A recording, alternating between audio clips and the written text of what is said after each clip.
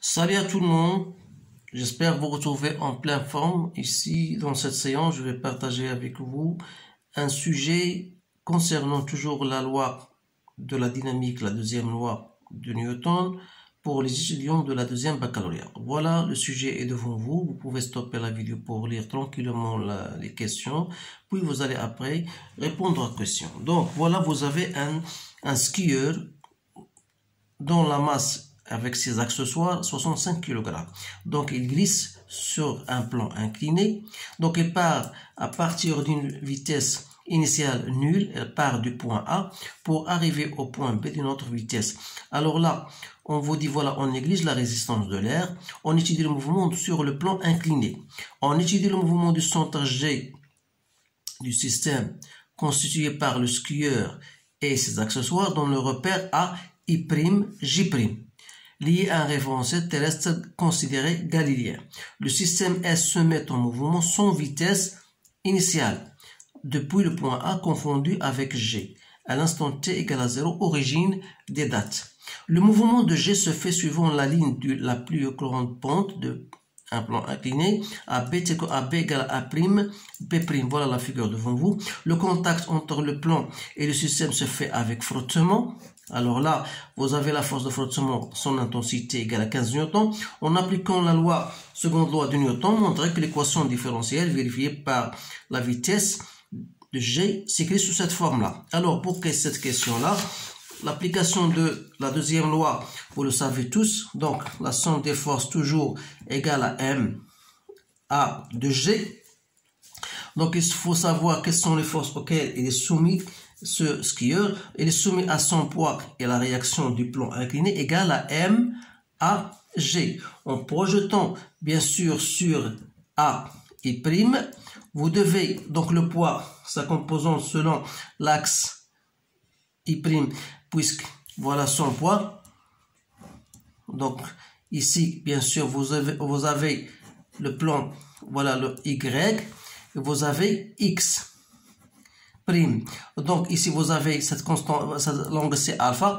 Donc la projection de P sur l'axe c'est voilà Px. Donc c'est quoi? C'est mg sinus de alpha, parce que cet angle-là est le même que celui-là. Donc, vous travaillez avec sinus de alpha, en considérant bien sûr que ce triangle-là est un triangle rectangle en ce point-là.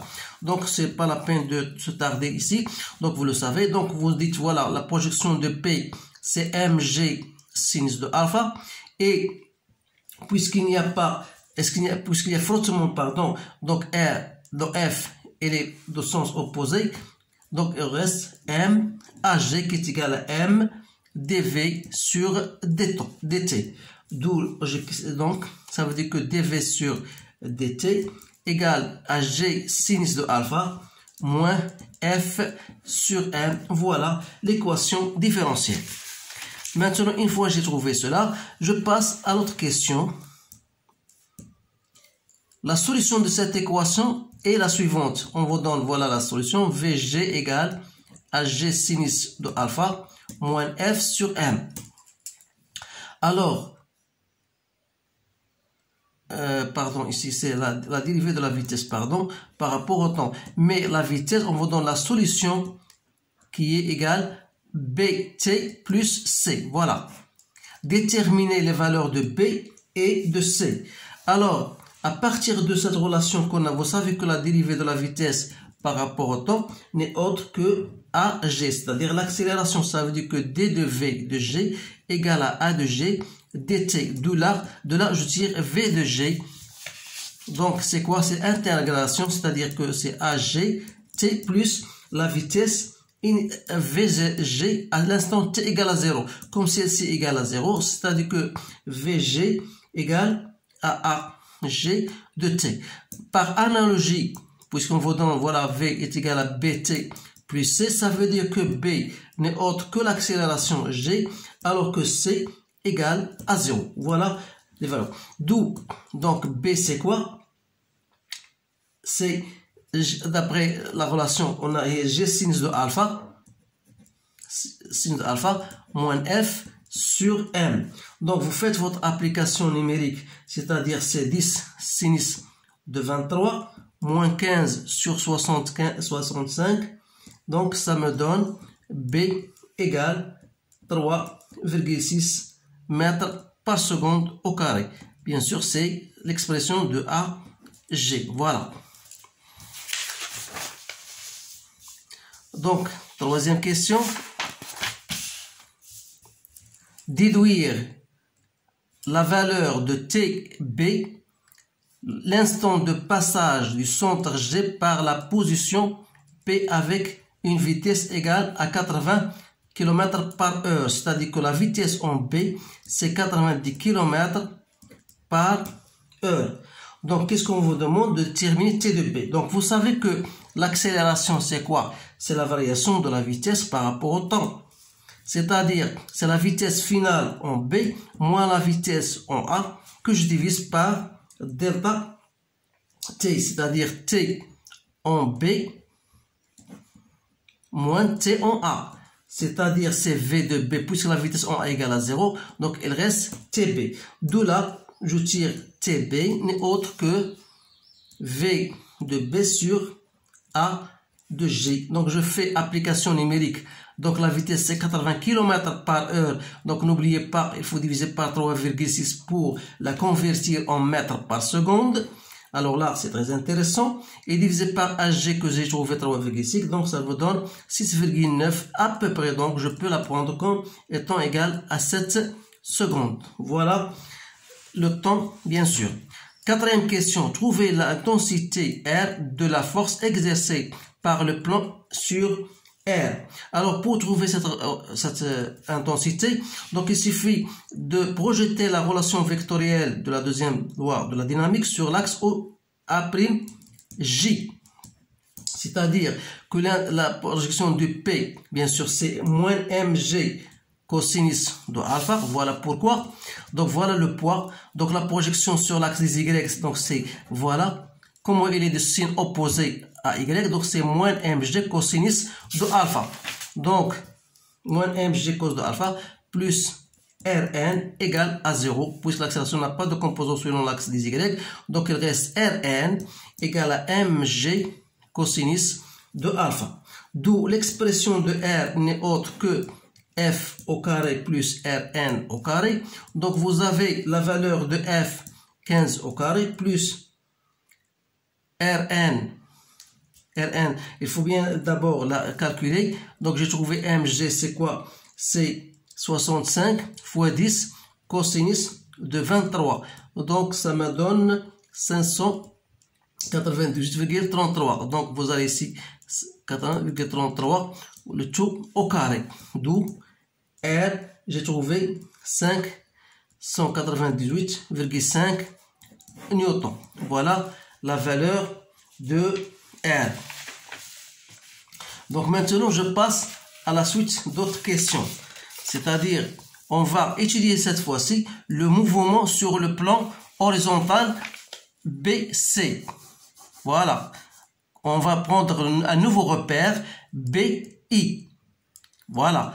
Donc, qu'est-ce qu'on vous demande ici? Le système continue son mouvement sur le plan horizontal P'C' pour s'arrêter à la position C'.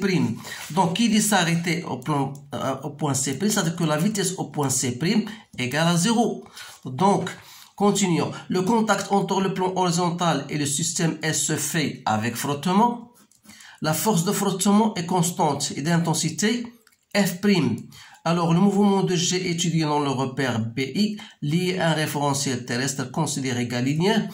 Le centre G passe par le point P, toujours avec la même vitesse qu'on a déjà vu. Alors, en appliquant la deuxième loi de Newton, trouver l'intensité F', sachant que la composante horizontale des vecteurs accélération du mouvement G, et cette fois-ci c'est AX moins 3 mètres par seconde. C'est-à-dire que l'accélération sur BC est changée. Alors là, pour appliquer bien sûr la seconde loi de la dynamique, on va l'appliquer maintenant. Qu'est-ce qu'on va faire?